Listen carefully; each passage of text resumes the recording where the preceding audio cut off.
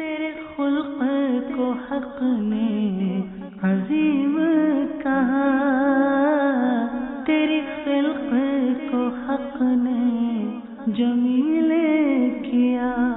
الحمدللہ رب العالمین، والصلاة والسلام علی سید الانبیاء والمرسلین، اما بعد فاعوذ باللہ من الشیطان الرجیم، بسم اللہ الرحمن الرحیم، الصلاة والسلام علیک یا رسول اللہ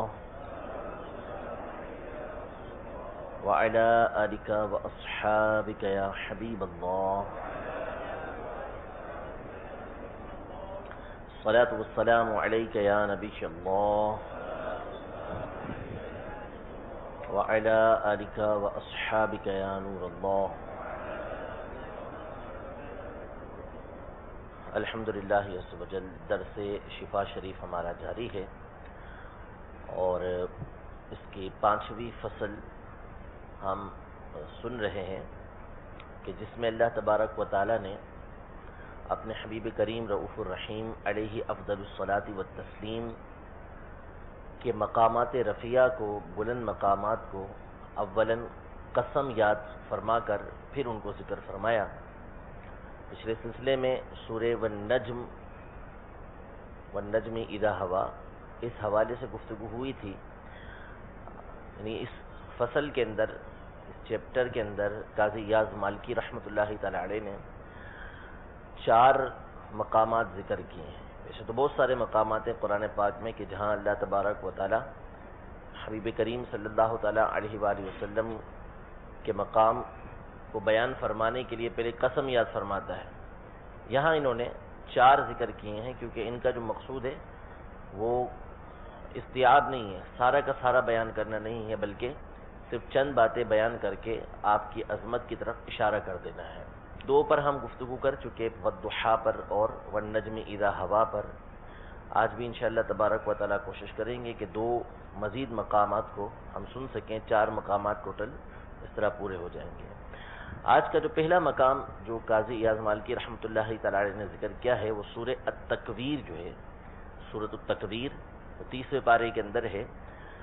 وہاں اس سورت کے کچھ مقام کو ذکر فرمایا کہ جس میں اللہ تبارک و تعالی نے اولاً قسم یاد فرمائی، فلا اقسم بالخنس الجوار الکنس واللیل اذا عسعس والصبح اذا تنفس، یعنی ستاروں کی قسم یاد فرمائی جو آگے پیچھے ہونے والے اور چھپ جانے والے یعنی غروب ہو جانے والے ہیں، اور رات کی قسم یاد فرمائی، اور صبح کی قسم یاد فرمائی جب وہ سانس لے، صبح کی قسم جب وہ سانس لے یعنی جب صبح ہو جائے تو اس وقت کی قسم اللہ تبارک و تعالی نے یاد فرمائی۔ یہ چند عظیم چیزوں کی قسمیں یاد فرمائی۔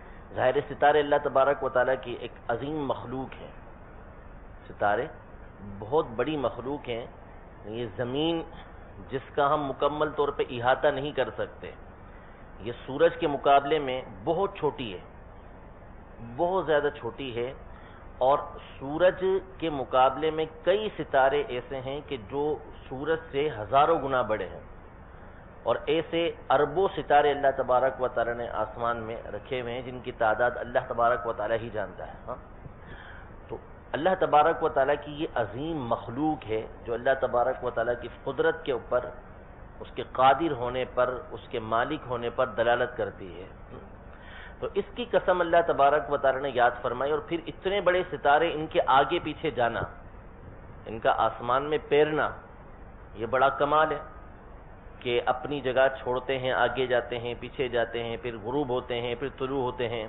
یہ ساری کی ساری چیزیں کیا ہیں؟ قدرت باری تعالیٰ پر دلالت کرتی ہیں۔ تو یہ ایک عظیم مخلوق ہے، اگر بندہ اس پر غور کرے تو ہی اللہ تبارک و تعالیٰ کی قدرت اس کے دل میں بیٹھے گی۔ اللہ تبارک و تعالیٰ اپنی اس عظیم شے کی قسم یاد فرماتا ہے، عظیم شے کی قسم یاد فرماتا ہے۔ پھر صبح اور رات، یہ دونوں اللہ تبارک و تعالیٰ کی بہت بڑی نعمتیں ہیں کہ ہمیشہ صبح نہیں رہتی کہ بندہ آرام ہی نہ کر سکے، اپنے جو پوشیدہ معاملات ہوتے ہیں، سونا ہے، دیگر گھر کے معاملات ہیں، وہ کر ہی نہ سکے اگر ہمیشہ صبح رہے، اور ہمیشہ رات رہے تو پھر کام کاج سے بندہ محروم ہو جائے گا۔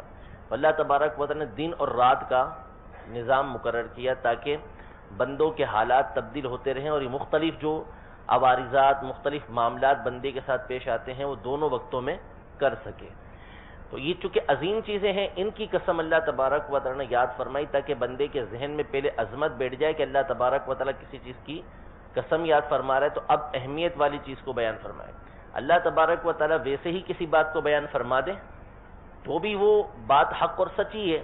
جب اللہ تبارک و تعالیٰ کسی بات کو بیان فرمائے گا تو ظاہر ہے کہ وہ تو دل کے اندر آنی ہے، اس کی عظمت تو واضح ہونی ہے۔ اللہ تبارک و تعالیٰ کے کلام کا کوئی ایک ہی جملہ ہو، ایک ہی لفظ ہو، وہ ایسا ہے کہ جو اہمیت والا ہی ہے۔ بادشاہوں کا بادشاہ اگر ایک کلمہ بھی کسی سے بولتا ہے، شہنشاہوں کا شہنشاہ اگر ایک کلمہ بھی کسی سے کہتا ہے تو وہ بندے کے دل میں ویسے ہی اہمیت رکھتا ہے۔ لیکن اللہ تبارک و تعالیٰ اپنے حبیب کریم صلی اللہ تعالیٰ علیہ وسلم کا مقام بیان فرما رہا ہے تو اس سے پہلے قسم یاد فرما رہا ہے تاکہ بندوں کے دل میں حبیب کریم صلی اللہ تعالیٰ علیہ وسلم کی مزید اہمیت اور عظمت بیٹھتی چلے جائے۔ چنانچہ ان اشیاء کی قسم یاد فرمائی اللہ تبارک و تعالیٰ نے، اور اس کے بعد فرمایا انہو لقول رسول کریم، یعنی یہ جو پڑھنا ہے حضور علیہ السلام جو بیان فرماتے ہیں یہ کیا ہے؟ رسول کریم کا بولنا ہے، رسول کریم کا بولنا ہے۔ کریم والا عزت والا، کریم عزت والا، جو کرم فرمانے والا ہو، شفقت کرنے والا ہو اور بے بہا دینے والا ہو، بے شمار دینے والا ہو۔ تو کریم یعنی نبی کریم صلی اللہ تعالیٰ علیہ وسلم کے بارے میں فرمایا انہو لقول رسول کریم، کہ یہ جو قرآن ہے یہ کیا ہے؟ رسول کریم کا پڑھا ہوا ہے۔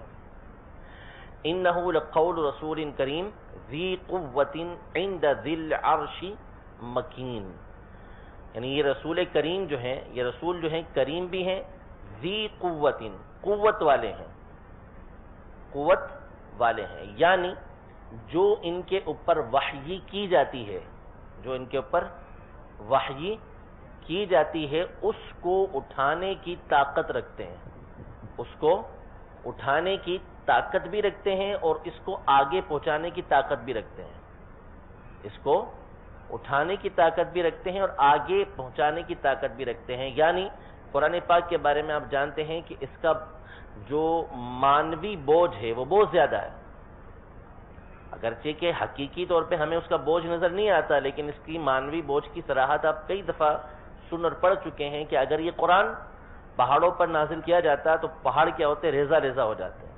لیکن اللہ تبارک و تعالی نے حبیب کریم صلی اللہ علیہ وسلم کو یہ قوت عطا فرمائی آپ کے دل اقدس کو کہ حضور علیہ السلام اس کا بوجھ برداشت کر سکتے تھے۔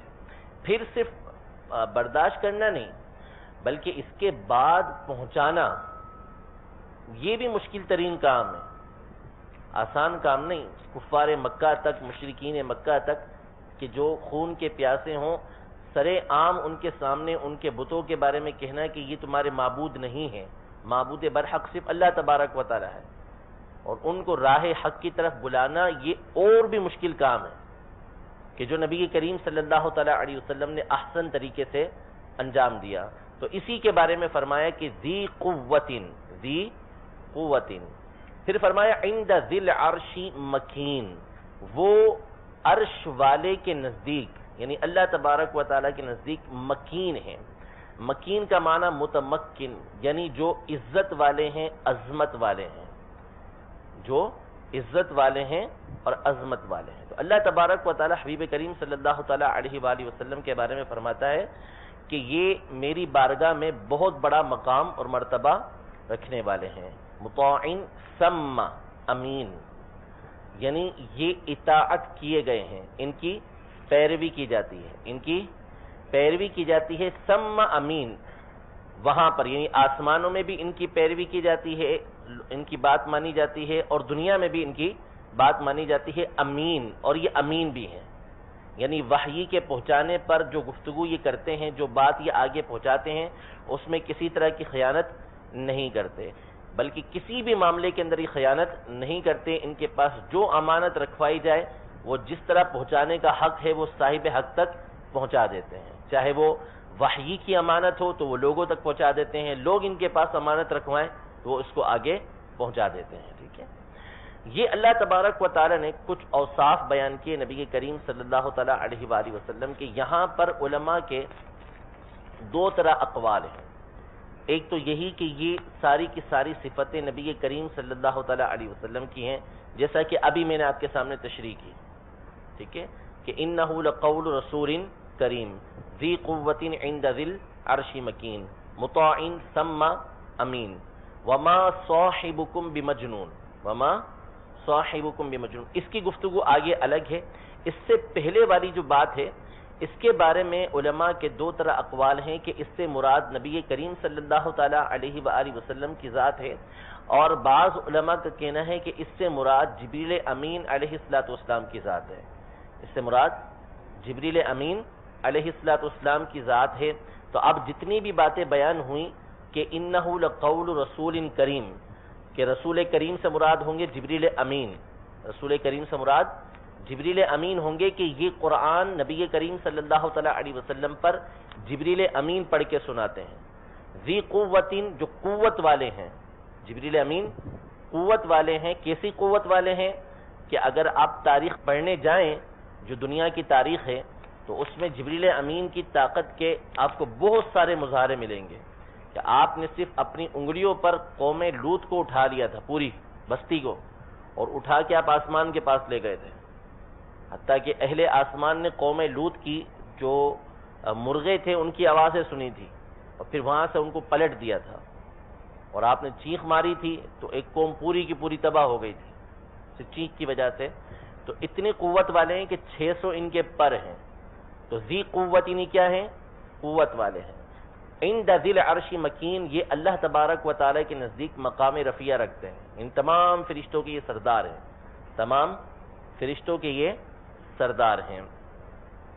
مطاع ثم امین، ان کی بات مانی جاتی ہے، اور یہ وحی کو حضور علیہ السلام تک پہنچانے میں کیا ہے؟ امین ہے. اس میں کسی طرح کی کوئی خیانت نہیں کرتے.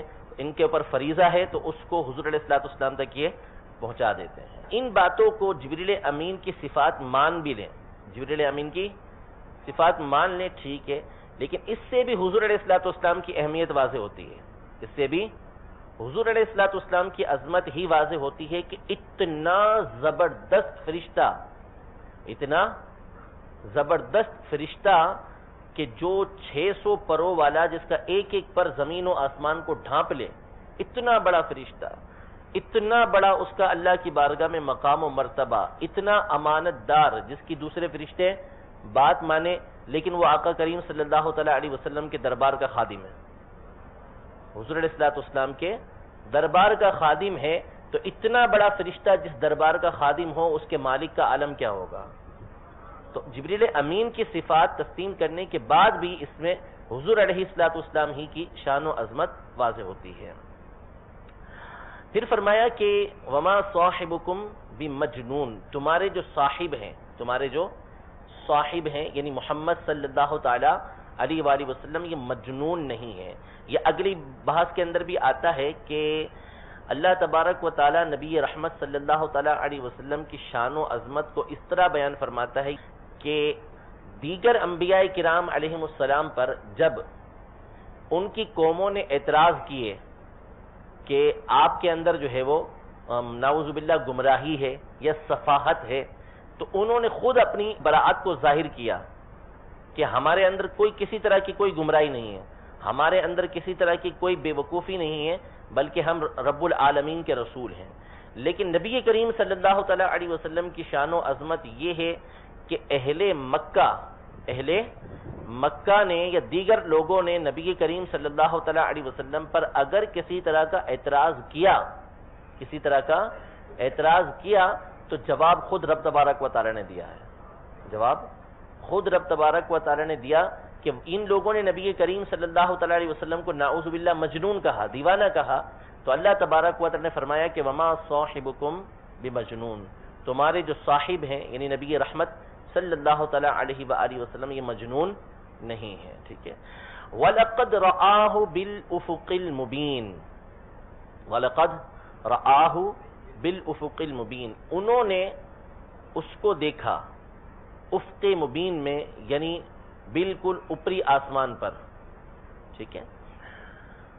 وَلَقَدْ رَآهُ بِالْأُفُقِ الْمُبِينِ کہ یہاں پر نبی کریم صلی اللہ تعالیٰ علیہ وآلہ وسلم کے دیکھنے کی گفتگو ہو رہی ہے، دیکھنے کی گفتگو ہو رہی ہے. تو نبی کریم صلی اللہ تعالیٰ علیہ وسلم نے کس کو دیکھا؟ اس کے بارے میں اس آیت کی تفسیر میں دو طرح کے قول ہیں کہ نبی کریم صلی اللہ تعالیٰ علیہ وسلم نے کس کو دیکھا. تو بعض علماء نے یہ بیان کیا کہ یہاں پر اس سے مراد جبریل امین کو دیکھنا ہے، جبریل امین کو دیکھنا ہے کہ وَلَقَدْ رَآهُ یعنی وَلَقَدْ رَآ مُحَمَّدٌ صلی اللہ تعالیٰ علیہ وسلم جبریل، یعنی جبریل امین کو حضور علیہ السلام نے آسمانوں میں دیکھا.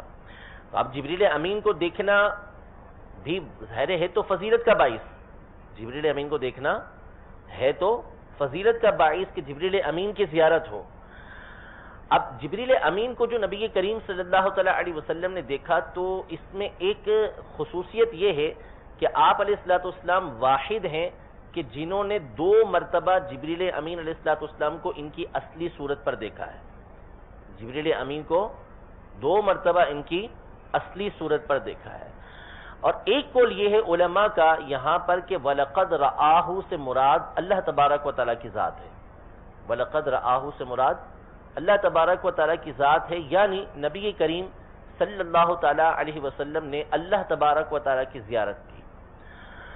تو دونوں باتیں مراد ہو سکتی ہیں، دونوں طرف علماء کے اقوال ہیں. نبی کریم صلی اللہ تعالیٰ علیہ وآلہ وسلم نے اللہ تبارک و تعالیٰ کو دیکھا، یہ حقیقتاً اس میں مقام و مرتبہ بیان کرنا زیادہ ہے کہ اللہ تبارک و تعالیٰ کی زیارت ہونا ظاہر جبریل امین علیہ السلام کی زیارت سے بڑھ کر ہے. تو اس لیے اللہ تبارک و تعالیٰ کی زیارت والی جب بات کی جائے تو اس میں مزید مقام و مرتبہ بلند ہوتا ہے. اور اگر جبریل امین علیہ السلام کی ذات کو مراد دیا جائے کہ حضور علیہ السلام نے جبریل امین کو دیکھا تو وہ دیکھنا چونکہ اصلی صورت میں تھا اور اللہ تبارک و تعالیٰ نے یہ خصوصیت نبی کریم صلی اللہ تعالیٰ علیہ وسلم کو عطا فرمائی. تو اس طرح بھی حضور علیہ السلام کی خصوصیت واضح ہوتی ہے. وما ہوا علی الغیب بضنین، وما ہوا علی الغیب بضنین، اس کی 2 طرح کی قراتیں ہیں، 2 طرح اس کی تلاوت کی گئی ہے. ایک ضاد سے پڑھا گیا ہے اس کو، اور دوسرا ضا سے پڑھا گیا ہے. ویسے ضاد اور ضا یہ الگ الگ چیز ہے. ولضالین کو آپ ولضالین نہیں پڑھ سکتے، اگر پڑھیں گے تو گناہگار ہوں گے، حرام ہے. اور بعض علماء نے جیسے مولا علی قاری رحمۃ اللہ تعالی علیہ نے تو اس کو کفر لکھا. وجہ اس کی ہے کہ آپ قرآن کو تبدیل کر رہے ہیں، قرآن کو تبدیل کر رہے ہیں. تو ضاد الگ چیز ہے اور وا الگ چیز ہے. لیکن بعض قراءتیں وہ ہوتی ہیں کہ جس میں الفاظ دونوں طرح آئے ہوتے ہیں، وا کا لفظ آیا ہوتا ہے اور بعض مقامات پر ضاد کا لفظ آیا ہوتا ہے، بعض قراءتوں میں ضاد کا لفظ آیا ہوتا ہے. تو اب یہ جو وا ہے، وا کی صورت میں اس کا معنی ہوگا متہم ہونا. ونین کا معنی کیا ہے؟ متہم ہونا، یعنی کسی کے اوپر تہمت لگائی جائے، کسی کے اوپر تہمت لگائی گئی ہو تو اس کو بولتے ہیں متہم. اس کو کیا بولتے ہیں؟ متہم، جس کے اوپر تہمت لگائی گئی. تو وما ہوا علی الغیب بضنین، اگر غور دیتے ہیں تو اس کا مطلب کیا ہوگا کہ حضور علیہ السلام پر غیب کے حوالے سے تہمت نہیں لگائی، غیب کے حوالے سے تہمت نہیں لگائی گئی. اور اگر اس سے مراد وما ہوا علی الغیب بضنین یعنی ضاد سے پڑھیں تو اس کا معنی بخیل ہوتا ہے، اس کا معنی بخیل ہوتا ہے.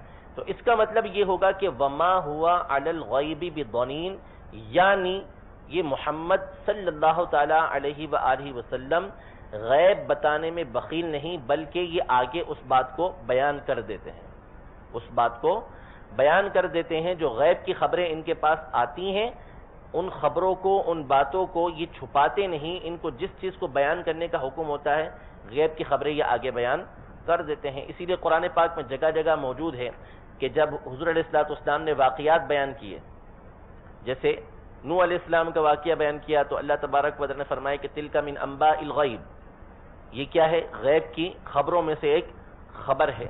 ذالک من انباء الغیب، رضی اللہ تعالی عنہا کا واقعہ بیان کر کے یہ فرمایا. اس طرح جگہ جگہ یوسف علیہ السلام کا قصہ ذکر کرنے کے بعد فرمایا.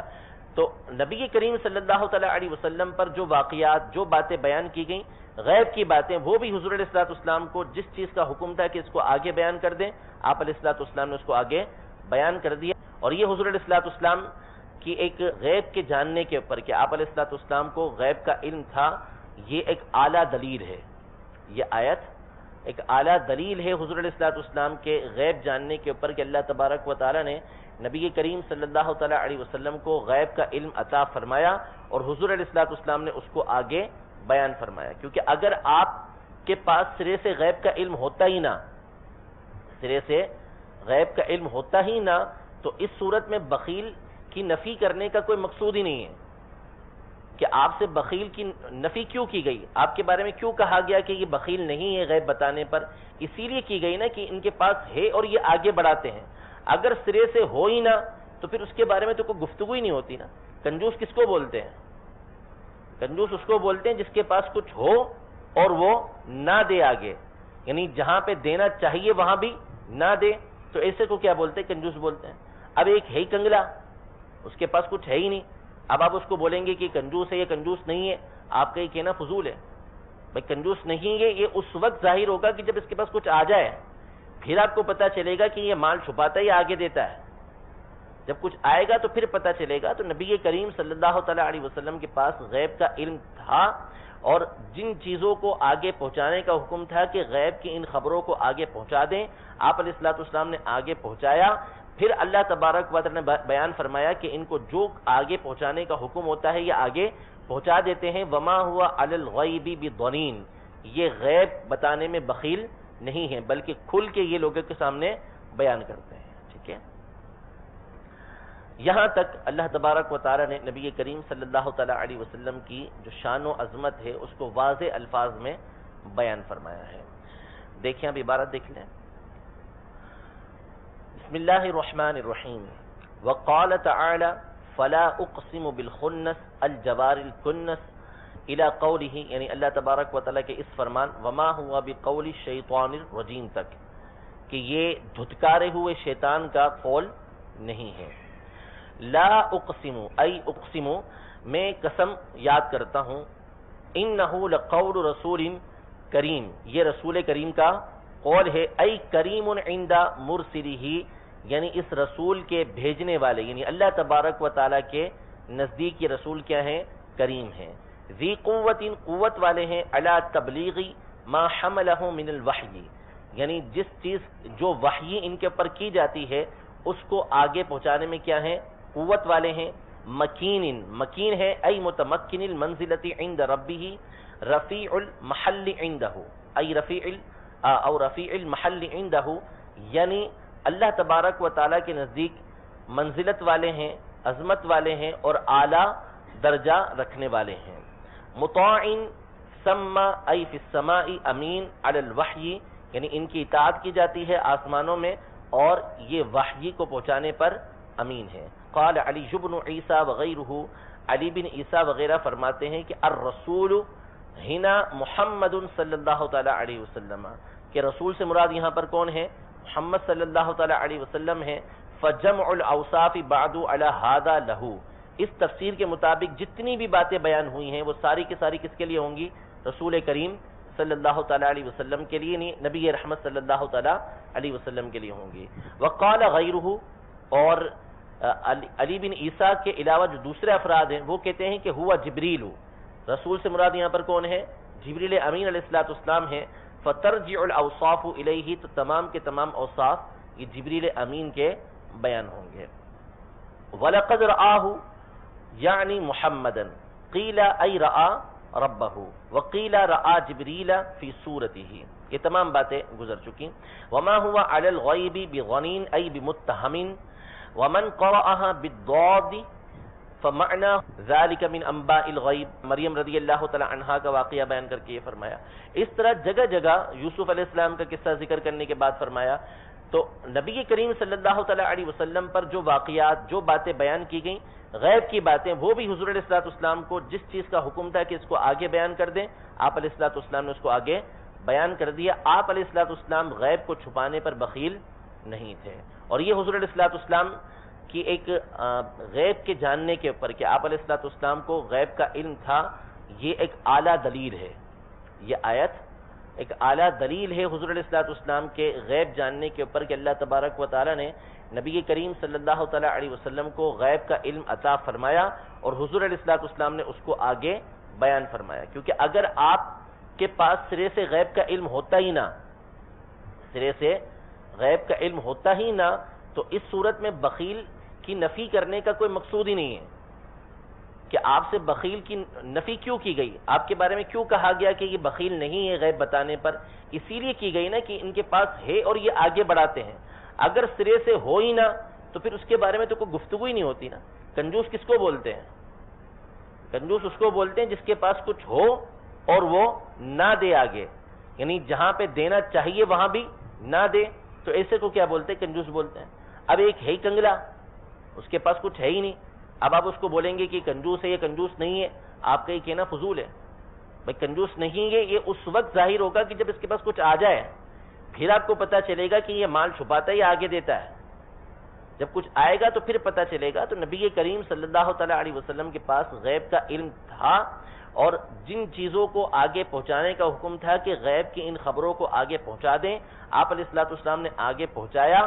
پھر اللہ تبارک و تعالیٰ نے بیان فرمایا کہ ان کو جو آگے پہنچانے کا حکم ہوتا ہے یہ آگے پہنچا دیتے ہیں۔ وما ہوا علی الغیب بضنین، یہ غیب بتانے میں بخیل نہیں ہے بلکہ کھل کے یہ لوگوں کے سامنے بیان کرتے ہیں۔ ٹھیک ہے، یہاں تک اللہ تبارک و تعالیٰ نے نبی کریم صلی اللہ تعالیٰ علیہ وسلم کی جو شان و عظمت ہے اس کو واضح الفاظ میں بیان فرمایا ہے۔ دیکھیں اب عبارت دیکھ لیں۔ بسم اللہ الرحمن الرحیم۔ وقال تعالی فلا اقسم بالخنس الجوار الکنس الى قوله، یعنی اللہ تبارک و تعالیٰ کے اس فرمان وما ہوا بقول الشیطان الرجیم تک کہ یہ دھتکارے ہوئے شیطان کا قول نہیں ہے۔ لا اقسم ای اقسم، میں قسم یاد کرتا ہوں، انہو لقول رسول کریم، یہ رسول کریم کا قول ہے، ای کریم عند مرسلہ، یعنی اس رسول کے بھیجنے والے، یعنی اللہ تبارک و تعالیٰ کے نزدیک یہ رسول کیا ہیں؟ کریم ہیں۔ ذی قوت، قوت والے ہیں، علی تبلیغ ما حملہ من الوحی، جو وحی ان کے اوپر کی جاتی ہے اس کو آگے پہنچانے میں کیا ہیں؟ قوت والے ہیں۔ مکین، مکین ہے، ای متمکن المنزلۃ عند ربہ رفیع المحل عندہ، یعنی اللہ تبارک و تعالیٰ کے نزدیک منزلت والے ہیں، عظمت والے ہیں اور اعلیٰ درجہ رکھنے والے ہیں۔ مطاع ثم ای فی السماء امین علی الوحی، یعنی ان کی اطاعت کی جاتی ہے آسمانوں میں اور یہ وحی کو پہنچانے پر امین ہے۔ قال علی بن عیسیٰ وغیرہ، علی بن عیسیٰ وغیرہ فرماتے ہیں کہ الرسول ہنا محمد صلی اللہ تعالیٰ علیہ وسلم، کہ رسول سے مراد یہاں پر کون ہے؟ محمد صلی اللہ تعالیٰ علیہ وسلم ہے۔ فجمع الاوصاف بعد علی ھذا لہ، اس تفسیر کے مطابق جتنی بھی باتیں بیان ہوئی ہیں وہ ساری کی ساری کس کے لیے ہوں گی؟ رسول کریم صلی اللہ تعالیٰ علیہ وسلم کے لیے، یعنی نبی رحمت صلی اللہ تعالیٰ علیہ وسلم کے لیے ہوں گی۔ وقال غیرہ، اور علی بن عیسیٰ کے علاوہ جو دوسرے افراد ہیں وہ کہتے ہیں کہ ہوا جبریل، رسول سے مراد یہاں پر کون ہے؟ جبریل امین علیہ السلام ہیں۔ فترجع الاوصاف الیہ، تو تمام کے تمام اوصاف یہ جبریل امین کے بیان ہوں گے۔ وَلَقَدْ رَآهُ یعنی محمدا، قیل ای رآ ربہ، وقیل رآ جبریل فی صورتہ، یہ تمام باتیں گزر چکی۔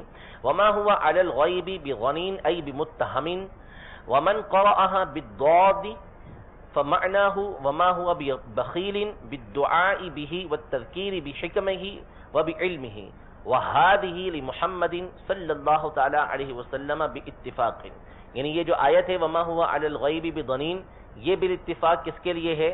نبی کریم صلی اللہ تعالی علیہ وآلہ وسلم کے لیے ہے۔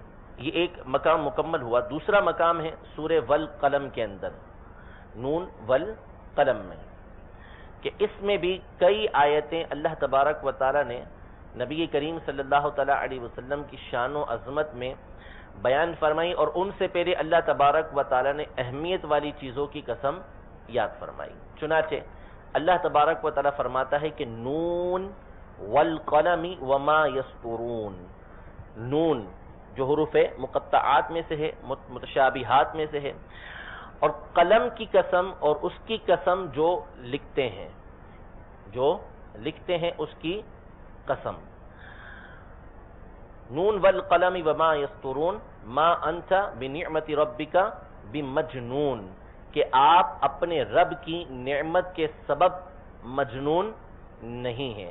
وَإِنَّ لَكَ لَأَجْرًا غَيْرَ مَمْنُونَ، اور آپ کے لیے نہ ختم ہونے والا اجر ہے، نہ ختم ہونے والا اجر ہے۔ وَإِنَّكَ لَعَلَىٰ خُلُقٍ عَظِيمٍ، اور آپ اخلاق کے اعلیٰ درجے پر فائز ہیں۔ تو اللہ تبارک و تعالی نے پہلے قسم یاد فرمائی کہ قلم اور قلم جو کچھ لکھے اس کی قسم۔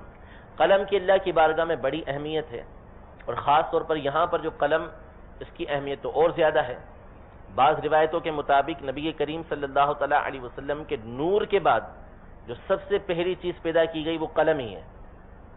سب سے پہلے چیز جو پیدا کی گئی وہ قلم ہے، تو اس سے بھی قلم کی اہمیت اللہ تبارک و تعالیٰ کی بارگاہ میں واضح ہوتی ہے۔ اور ساتھ ہی ساتھ صرف قلم کی قسم یاد نہیں فرمائی، بلکہ قلم نے جو کچھ لکھا، عظمت والے قلم نے جو عظمت والی باتیں لکھی، ان تمام کی قسم اللہ تبارک و تعالیٰ نے پہلے یاد فرمائی۔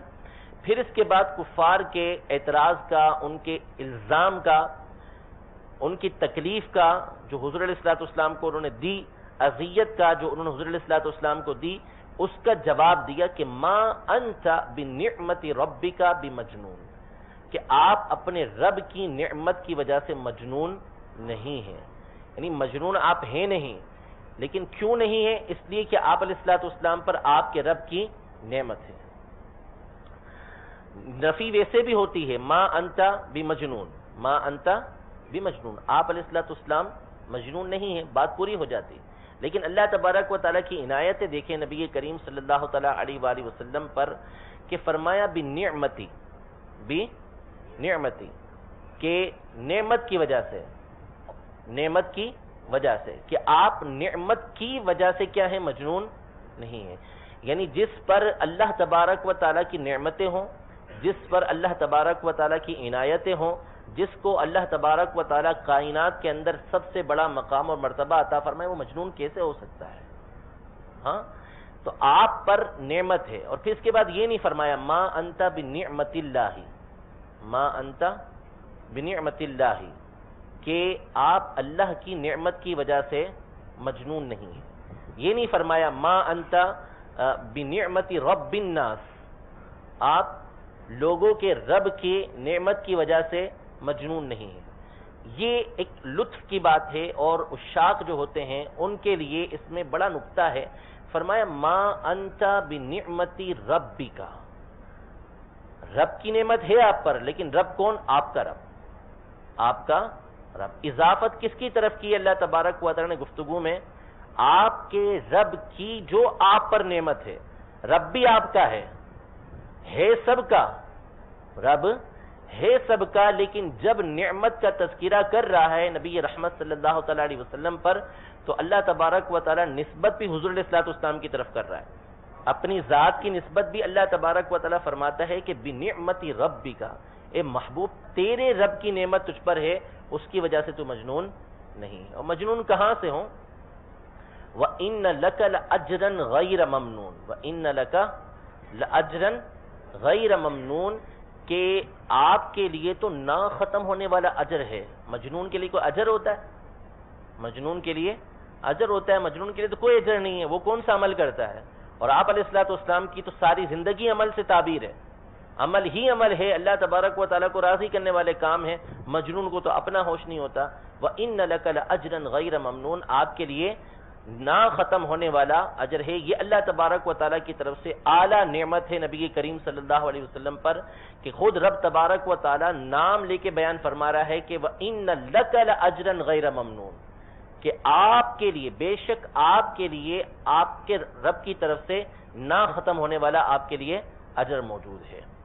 وَإِنَّكَ لَعَلَىٰ خُلُقٍ عَظِيمٍ، اخلاق عظیمہ کیا ہے حضور علیہ السلام کی؟ یہ تو ابھی چونکہ صرف وہی آیتیں بیان کر رہے ہیں کہ جس میں اللہ تبارک و تعالیٰ کی بارگاہ میں حضور علیہ السلام کا مقام مرتبہ کیا ہے وہ واضح طور پہ معلوم ہوتا ہے، واضح طور پر معلوم ہوتا ہے۔ باقی حضور علیہ السلام کی جو سیرت ہے، حضور علیہ السلام کے اخلاق کریمہ ہیں، حضور علیہ السلام کی شفقت و محبت ہے، حضور علیہ السلام کا انداز گفتگو ہے، حضور علیہ السلام کا نسب شریف ہے، حضور علیہ السلام کے معجزات ہیں، آپ کے حقوق ہیں، یہ تو ساری باتیں آگے بیان کریں گے۔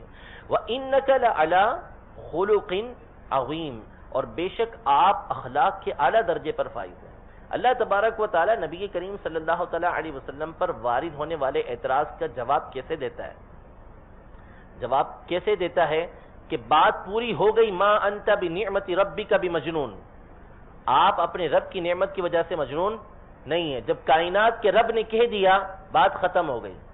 لیکن اللہ تبارک و تعالی جب حبیب کریم صلی اللہ تعالی علیہ وسلم کی بات بیان فرماتا ہے تو پھر بہت زیادہ بیان فرماتا ہے۔ وَإِنَّ لَكَ لَأَجْرًا غَيْرَ مَمْنُونَ، فقط مجنون نہیں کہ آپ سے مجنونیت کی نفی کی جائے، بلکہ کیا فرمایا کہ آپ کے لیے نہ ختم ہونے والا اجر ہے۔ پھر یہاں پر بھی نہیں فرمایا وَإِنَّكَ لَعَلَىٰ خُلُقٍ عَظِيمٍ، مجنون تو پتھر مارتا ہے لوگوں کو، وہ تو گالیاں دیتا ہے لوگوں کو، وہ تو چیختا چلاتا ہے لوگوں پر، اس میں اخلاق کہاں؟ آپ کی ذات تو وہ ہے کہ جس کے اندر اخلاق ایسے ہیں کہ کسی اور کے پاس ہے ہی نہیں۔ آپ کی تو اخلاق اعلیٰ درجے کے ہیں، سب سے اعلیٰ و عرفہ اخلاق آپ کے پاس ہیں، تو وہاں مجنونیت کا سوال کیسے پیدا ہو سکتا ہے؟ تو یہ اللہ تبارک و تعالیٰ نے نبی کریم صلی اللہ تعالیٰ علیہ وآلہ وسلم کی شان و عظمت کو اس انداز میں بیان فرمایا۔ پھر اس کے بعد اللہ تبارک و تعالیٰ نے جب ان چیزوں کو بیان کر دیا، اب درمیان میں قاضی ایاز مالکی رحمۃ اللہ تعالیٰ علیہ نے بڑی پیاری بات بیان کی ہے کہ اس کی بیان کرنے سے پہلے ایک تفصیل آپ کے سامنے عرض کروں کہ قرآن پاک میں اللہ تبارک و تعالیٰ بیان فرماتا ہے کہ حل جزاء الاحسان الا الاحسان، احسان کا بدلہ کیا ہے؟ احسان، بھلائی کا بدلہ بھلائی ہے۔ یعنی اللہ تبارک و تعالیٰ نے وَلِمَنْ خَافَ مَقَامَ رَبِّهِ جَنَّتان، وہ لوگ کہ جو اپنے رب کے سامنے کھڑے ہونے سے ڈریں ان کے لیے دو جنتیں ہیں۔ پھر ان جنتوں کی اللہ تبارک و تعالیٰ نے تعریف بیان کی کہ اس کے اندر کیا کیا نعمتیں ہوں گی۔ ان کو بیان کرنے کے بعد فرمایا کہ حل جزاء الاحسان الا الاحسان، احسان کا بدلہ کیا ہے؟ نیکی کا بدلہ کیا ہے؟ نیکی ہے۔ یعنی یہ لوگ دنیا میں نیکی کرتے رہے، اللہ سے ڈرتے رہے، اللہ سے ڈرتے رہے، اس کی عبادت کرتے رہے، پرہیزگاری کرتے رہے، اللہ تبارک و تعالیٰ ان کو دو جنتیں عطا فرمائے گا جس میں طرح طرح کی نعمتیں ہیں، جن میں سے بعض کا تذکرہ اللہ تبارک و تعالیٰ نے بیان فرمایا۔ ہاں، کیوں کہ نیکی کا بدلہ کیا ہے؟ نیکی ہے۔ ایک تفسیر تو اس کی یہ ہے، اور اس کی ایک تفسیر بعض مفسرین نے بڑی اعلیٰ کی ہے جو دل کو چھو جانے والی ہے۔ فرمایا کہ حل جزاء الاحسان الا الاحسان، احسان کا بدلہ کیا ہے؟ احسان، احسان کا بدلہ احسان ہے۔ یہ دونوں احسان اللہ تبارک و تعالیٰ کی طرف سے۔ فرمایا کہ احسان کا مطلب ہے کہ اللہ تبارک و تعالیٰ نے تمہیں ایمان کی دولت سے سرفراز کیا، اللہ نے تمہیں ایمان کی دولت سے سرفراز کیا۔ جب اللہ نے تم پر احسان کیا، تمہیں ایمان کی دولت دی، تو اب اس ایمان کی دولت کا بدلہ بھی اللہ کیا عطا فرمائے گا؟ احسان ہی عطا فرمائے گا۔ یعنی اس ایمان کو دینے کے ساتھ ساتھ اللہ تبارک و تعالیٰ تمہیں جنت بھی عطا فرمائے گا۔ یعنی وہ رب ایسا ہے کہ ایمان بھی اس نے خود دیا، ایمان بھی اس نے خود دیا اور جنت بھی خود عطا فرمائے گا۔ مال بھی وہ خود دیتا ہے، مال بھی خود دیتا ہے، اس میں سے کچھ ہم خرچ کرتے ہیں، اس پر مزید انعامات عطا فرماتا ہے۔ بدن بھی اس نے دیا، توفیق بھی اس نے دی، نماز ہم نے پڑھی، اس پر وہ انعامات عطا فرماتا ہے۔ ماں باپ اس نے دیے جن کے دلوں کو اللہ تبارک و تعالی نے ہمارے لیے شفقت سے بھر دیا، محبت سے بھر دیا۔ اب ہم ان کی طرف محبت والی نظر کریں، محبت والی نظر کریں، حالانکہ یہ محبت والی نظر کرنا بھی اللہ کی توفیق ہے، انعام اللہ تبارک و تعالی اس پر عطا فرماتا ہے۔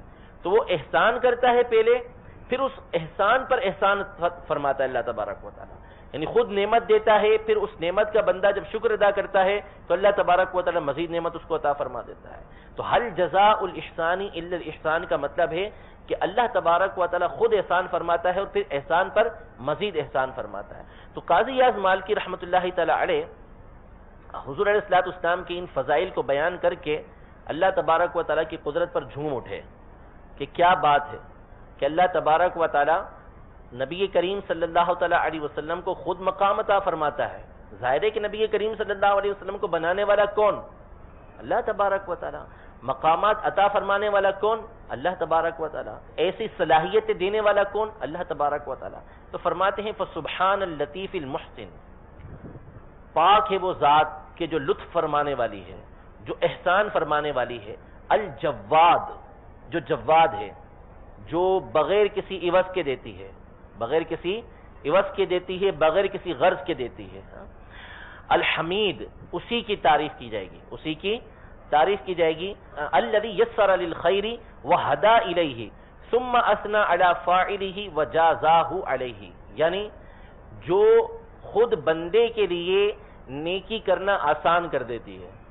اللہ کی ذات وہ ہے کہ جو بندے کے لیے نیکی کرنا آسان کر دیتی ہے، اس نیکی کی ہدایت دیتی ہے، اس نیکی کی ہدایت دیتی ہے. پھر وہ نیکی کرنے والا ہے تو اس نیکی پر اللہ تبارک و تعالیٰ اس کی تعریف بیان فرماتا ہے، اس نیکی پر اس کی تعریف بیان فرماتا ہے. وجازاہ علیہ، اور اللہ تبارک و تعالیٰ اس پر انعام بھی عطا فرماتا ہے، اس پر انعام بھی عطا فرماتا ہے. اتنا بہت تھا کہ اللہ تبارک و تعالیٰ اپنی اطاعت و فرما برداری کی توفیق دیتا. یہ بھی اللہ تبارک و تعالیٰ کا انعام ہے، لیکن اس کے انعام پر انعام دیکھیں کہ وہ نیکی کی توفیق بھی دیتا ہے، پھر اس کے بعد اللہ تبارک و تعالیٰ اس پر انعام بھی عطا فرماتا ہے. تو یہ باتیں بیان فرما کر قاضی ایاز مالکی رحمۃ اللہ تعالیٰ علیہ نے حضور علیہ الصلوۃ والسلام کے اس مقام کو بیان فرمانے کے بعد اللہ تبارک و تعالیٰ کی حمد بیان کی. یہاں تک پہلے دیکھ لیجئے، پھر آگے چلتے ہیں. فرماتے ہیں کہ وقال تعالی نون والقلم وما یسطرون، نون اور قلم کی قسم اور جو کچھ لکھیں اس کی قسم. اقسم اللہ تعالی بما اقسم به من عظیم قسمه من تنزیہ المصطفى مما غمسته الكفرة به وتكذيبهم له وآنسه وبسط عمله بقوله محسنا خطابه ما انت بنعمت ربك بمجنون. یعنی اللہ تبارک و تعالیٰ نے مصطفیٰ کریم صلی اللہ تعالیٰ علیہ وآلہ وسلم کی عظمت کو بیان کرنے کے لیے، اور کفار نے جو آپ کے اوپر تہمت لگائی اور آپ کو جو حقیر جاننے کی کوشش کی، اللہ تبارک و تعالیٰ نے اس کو آپ علیہ الصلوۃ والسلام سے تہمت کو دور کرنے کے لیے اللہ تبارک و تعالیٰ نے اپنی عظیم شے کی یعنی قلم کی قسم یاد فرمائی. اور یہاں تک نہیں بلکہ حضور علیہ الصلوۃ والسلام کو مانوس بھی فرمایا. یعنی ظاہر دل ٹوٹا کہ یہ آپ علیہ الصلوۃ والسلام کو مجنون کہہ رہے ہیں، تو وہ آنسہ، حضور علیہ الصلوۃ والسلام کو مانوس کیا. یعنی یہ بولتے رہیں، ان کو بولنے دیں، لیکن ما انت بنعمت ربک بمجنون، آپ اپنے رب کی نعمت کے سبب مجنون نہیں ہیں. پھر اس کے بعد فرمایا کہ وَهَذِهِ نِهَایَةُ الْمَبَرَّةِ فِي الْمُخَاطَبَةِ وَأَعْلَى دَرَجَاتِ الْآدَابِ فِي الْمُحَاوَرَةِ. یعنی کسی مخاطب کو کسی سے گفتگو کرتے ہوئے اس کے ساتھ گفتگو میں جو بھلائی اختیار کرنا ہے، یعنی گفتگو کرتے وقت اس کے ساتھ ایسے الفاظ استعمال کرنا، ایسا لہجہ استعمال کرنا کہ جس کے ذریعے سے ایک تو اس کے دل میں الفت پیدا ہو، محبت پیدا ہو، جس سے پتہ چلے کہ گفتگو کرنے والا اس سے کیا کرتا ہے، بہت زیادہ محبت کرتا ہے اور اس کو اہمیت دیتا ہے. قاضی ایاز مالکی رحمۃ اللہ تعالی فرماتے ہیں کہ یہ اس انداز کا انتہائی اعلیٰ درجہ ہے، جیسے میں نے آپ کے سامنے بیان کیا کہ ما انت بنعمت ربک، یہ نہیں فرمایا ما انت بمجنون، بلکہ کیا بنعمت ربک بمجنون، کہ آپ اپنے رب کی نعمت کی وجہ سے مجنون نہیں ہے. یعنی اللہ تبارک و تعالی حضور علیہ الصلوۃ والسلام کو مانوس فرما رہا ہے، انسیت دے رہا ہے کہ آپ علیہ الصلوۃ والسلام کی رب کی نعمتیں آپ کے اوپر ہیں، اس لیے دوسروں سے گھبرانے کی آپ کو حاجت نہیں ہے. ثم اعلمه بما له عنده من نعیم دائم وثواب غیر منقطع لا یأخذه عد ولا یمن به علیہ. یعنی اس کے بعد اللہ تبارک و تعالی نے نبی کریم صلی اللہ تعالی علیہ وآلہ وسلم کو اس بات کی، اس نعمت کی، اس اجر کی خبر دی جو آپ کے رب کے پاس آپ کا موجود ہے. آپ کے رب کے پاس آپ کا موجود ہے کہ جو ثواب آپ کو ملے گا وہ کبھی ختم نہ ہونے والا ہے، کبھی ختم نہیں ہوگا، اور اس کو کوئی بھی شمار نہیں کر سکتا. یہ آپ علیہ الصلوۃ والسلام پر اللہ تبارک و تعالیٰ کا ایک عظیم احسان ہے. فرمایا وَإِنَّ لَكَ لَأَجْرًا غَيْرَ مَمْنُونٍ، کہ آپ کے لیے کیا ہے، نہ ختم ہونے والا اجر ہے. ثُمَّ أَثْنَى عَلَيْهِ بِمَا مَنَحَهُ مِنْ هَبَاتِهِ وَهَدَاهُ إِلَيْهِ وَأَكَّدَ ذَلِكَ تَتْمِيمًا لِلتَّمْجِيدِ بِحَرْفَيِ التَّأْكِيدِ. یعنی اس کے بعد اللہ تبارک و تعالی نے نبی کریم صلی اللہ تعالی علیہ وسلم کو جو انعامات دیے تھے، جو آپ کو اعلیٰ اخلاق دیے تھے، اس کے ذریعے سے آپ کی ثنا بیان کی، آپ کی تعریف بیان کی کہ اللہ تبارک و تعالی نے آپ کو اعلیٰ اخلاق عطا فرمائے ہیں، اور پھر اعلیٰ اخلاق جو عطا فرمائے اس کو بیان کرنے کا انداز کیا ہے؟ وَإِنَّكَ لَعَلَىٰ خُلُقٍ عَظِيمٍ، وَإِنَّكَ لَعَلَىٰ خُلُقٍ عَظِيمٍ۔ آپ جانتے ہیں کہ اِنَّا کیا ہے؟ حرف تاکید ہے، یعنی جب کسی بات کو بیان کرنا مقصود ہو اور اس کو آپ پختہ کر کے بیان کرنا چاہتے ہیں کہ اس میں کسی طرح کا کوئی شک و شبہ نہیں رہے، یعنی یہ بات بے شک اسی طرح ہے، بے شک اسی طرح ہے، تو اس کے لیے عربی زبان میں کیا ہوتا ہے؟ اِنَّا استعمال ہوتا ہے۔ پھر اِنَّا کے ساتھ کبھی کبھی لام تاکید بھی لگاتے ہیں، اِنَّا کی خبر پر لام تاکید بھی لگاتے ہیں، یعنی اور اس کو جملے کو کیا کرتے ہیں؟ مضبوط کرتے ہیں۔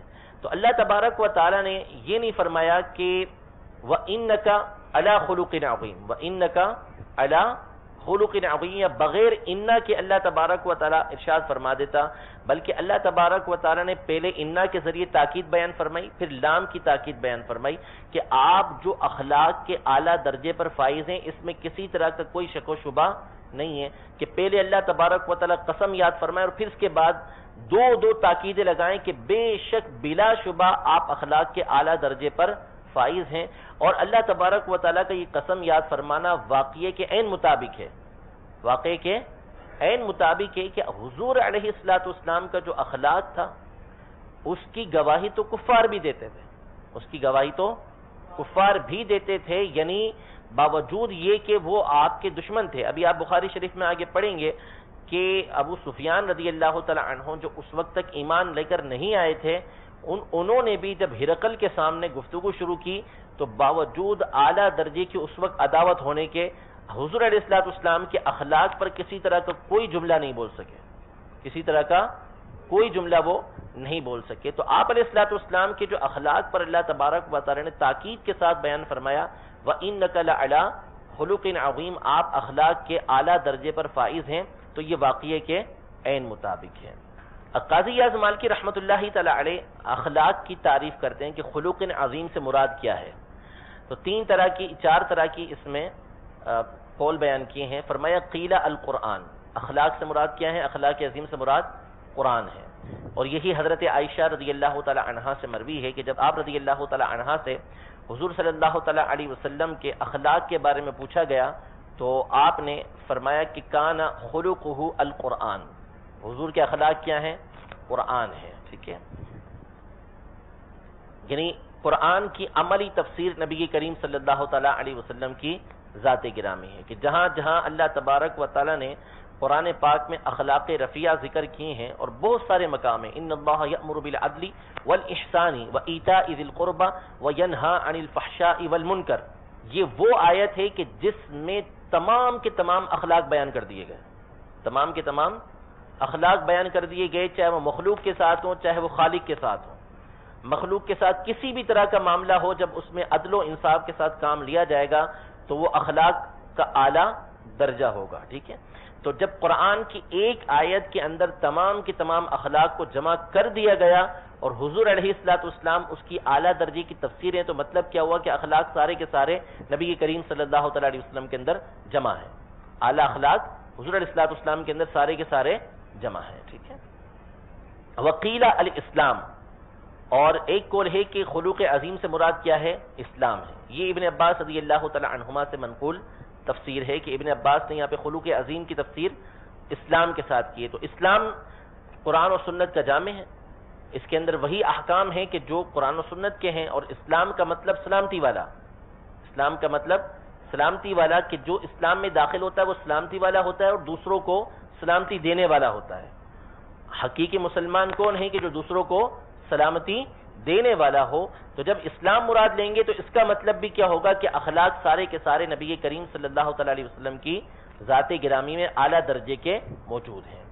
وقیل الطبع الکریم، اور ایک قول یہ ہے کہ خلق عظیم سے مراد کیا ہے؟ آپ علیہ السلام کی نفیس اور اعلیٰ طبیعت، کریم طبیعت، یعنی آپ علیہ السلام کے اخلاق ایسے تھے کہ آپ کو اس میں تکلف کی ضرورت نہیں تھی، حضور علیہ السلام کو تکلف برتنے کی ضرورت نہیں تھی کہ زبردستی مجبور کریں، بلکہ طبیعتاً طبیعت کے اندر کیا تھا نبی کریم صلی اللہ تعالیٰ علیہ وسلم کے اخلاق موجود تھے، آپ بد اخلاقی کرتے ہی نہیں تھے، اور اخلاق کے لیے آپ کو کوئی کوشش نہیں کرنا پڑتی تھی۔ اللہ تبارک و تعالیٰ نے نبی کریم صلی اللہ تعالیٰ علیہ وسلم کی طبیعت کیا بنائی تھی؟ اخلاق والی بنائی تھی، ٹھیک ہے۔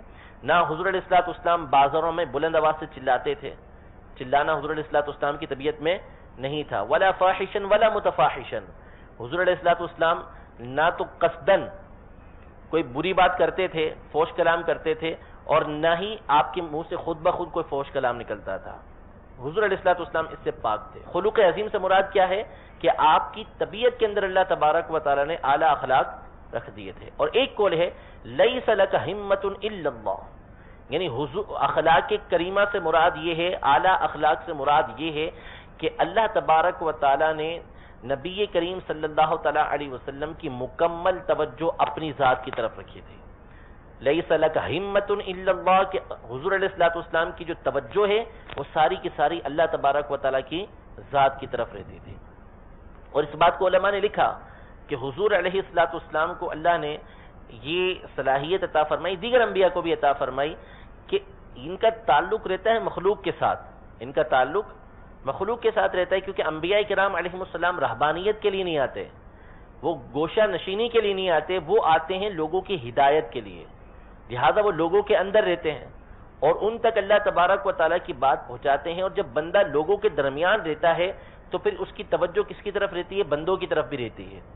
لیکن انبیاء کرام علیہ السلام اور بالخصوص نبی کریم صلی اللہ تعالیٰ علیہ وآلہ وسلم کے دل اقدس کے حوالے سے اس بات کو علماء نے لکھا کہ چاہے مخلوق سے گفتگو کریں، توجہ مخلوق کی طرف ہے اور ان سے گفتگو کر رہے ہیں، ان کی بات سن رہے ہیں، لیکن اللہ تبارک و تعالیٰ کی بارگاہ سے لمحہ بھر کے لیے بھی غافل نہیں ہوتے، اللہ تبارک و تعالیٰ کی بارگاہ سے لمحہ بھر بھی غافل نہیں ہوتے، ان کا دل ہمیشہ اللہ تبارک و تعالیٰ کی بارگاہ کی طرف ہوتا ہے۔ تو جب اللہ تبارک و تعالیٰ کی بارگاہ کی طرف ہوگا، ہر معاملے کے اندر ان کا پیش نظر ہوگا وہ اللہ تبارک و تعالیٰ کی بارگاہ ہوگی، اللہ تبارک و تعالیٰ کی بارگاہ میں متوجہ رہیں گے، تو بد اخلاقی کا تصور ہی نہیں ہو سکتا، بد اخلاقی کا تصور ہی نہیں ہو سکتا۔ بندہ وہی کام کرے گا کہ جو اللہ تبارک و تعالیٰ کی رضا والا ہو، اور اللہ تبارک و تعالیٰ کی رضا والا کام وہی ہوگا کہ جو اعلیٰ اخلاق والا ہو، ٹھیک ہے۔